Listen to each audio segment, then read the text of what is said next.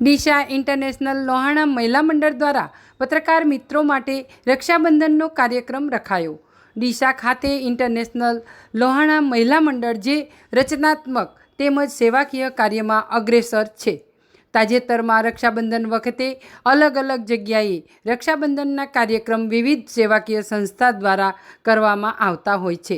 ત્યારે ડીસાની ઇન્ટરનેશનલ લોહાણા મહિલા મંડળ દ્વારા જલારામ મંદિર ખાતે ડીસાના પત્રકાર મિત્રોને સન્માનવા તેમજ તેમને રાખડી બાંધવાનો કાર્યક્રમ રાખવામાં આવ્યો હતો, જેમાં ડીસાના વિવિધ અખબાર તેમજ ચેનલના પત્રકાર મિત્રો હાજર રહ્યા હતા।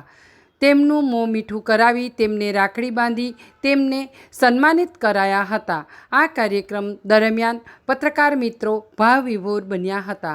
સર્વે બહેનોને તેમને મીડિયા તરીકે તેમજ અન્ય કામોમાં જ્યાં જરૂર હોય ત્યાં ભાઈની જેમ અમો તમારી સાથે ઊભા રહીશું। આ કાર્યક્રમ સંસ્થાના જિલ્લા પ્રમુખ આનંદભાઈ ઠક્કર લોહાણા ન્યૂઝ તંત્રીના માર્ગદર્શન હેઠળ થયો હતો।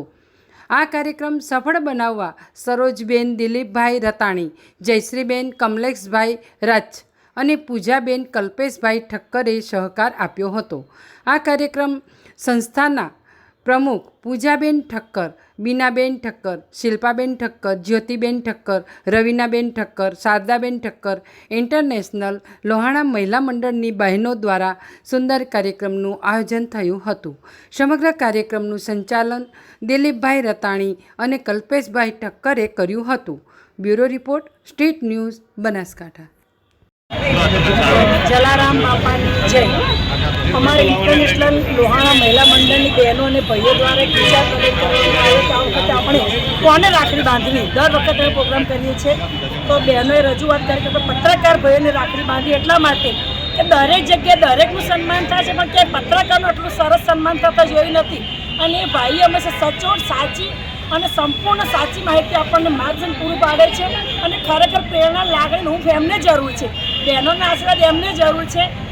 શિયાળો હોય, ઉનાળો કે ચોમાસું, જ્યારે પણ સમાચાર મળી જાય આ જગ્યાએ સારા કામ છે કે કોઈનું અહિત થઈ રહ્યું છે તો ભાઈઓ તરત એવા દોડી જાય છે કે પોતે કશું રાત દિવસ જોતા નથી।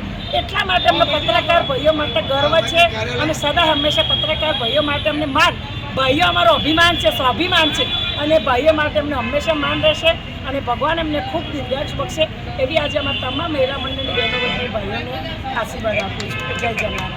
આજે જલારામ બાપાની જય, વીરબાઈ માતની જય। આજે શ્રાવણ મહિનાના પવિત્ર દિવસે ઇન્ટરનેશનલ લોહાણા મહિલા મંડળ દ્વારા પત્રકાર ભાઈઓનું રાખડી બાંધી સન્માન સ્વાગત કરવામાં આવ્યું અને બધા ભાઈઓ સદા સુખી રહે એવા આશીર્વાદ ઇન્ટરનેશનલ લોહાણા મહિલા મંડળની બધી બહેનો દ્વારા હું આભાર માનું છું। જય જલારામ।